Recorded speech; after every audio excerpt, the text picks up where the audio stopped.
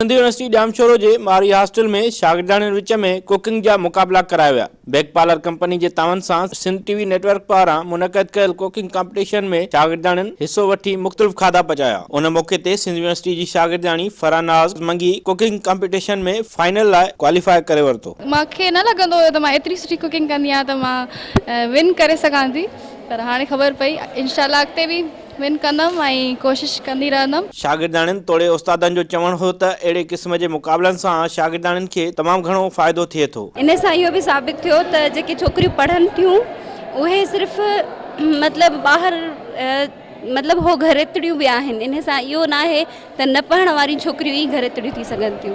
Educated भी ॿार घरे मतलब उन्हनि खे भी घर संभालना अचे तो। मेरी दोस्त की जीत में मेरी जीत है। मुझे डबल खुशी है कि फरहा ने विन किया और मैं शुरू से ही इसे कह रही थी कि अगर आप विन करती हो तो मुझे खुशी होगी और मुझे कोई रिग्रेट नहीं है कि मैंने विन नहीं किया, बल्कि मुझे खुशी है कि मैंने कंपटीशन में पार्ट लिया और इस बेक पार्लर का मैं पार्ट हूँ।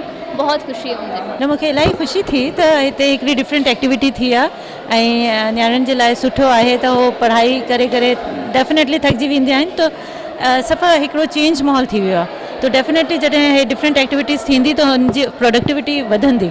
तो मुंहिंजे ख़्याल में अहिड़ी एक्टिविटी थियणु घुरिजे। मां त इहो ई चवंदसि त सिंध यूनिवर्सिटी जी तारीख़ में मारी हॉस्टल में शायद ही पहिरियों दफ़ो ईअं थियो आहे त को अहिड़ो सुठो मुक़ाबिलो थियो हुजे जेको ख़ासि करे स्पेशली गर्ल्स जे हिसाब सां, जेका इंतिहाई तमामु हिकिड़ी ज़बरदस्त ॻाल्हि आहे। सिंध यूनिवर्सिटी जे मारवी हॉस्टल में सिंध टीवी नेटवर्क ऐं बेक पार्लर तरफ़ां मुनक़द कयल कुकिंग शो में इंतज़ामिया तोड़े शागिर्दनि ख़ूब मज़ो माणियो।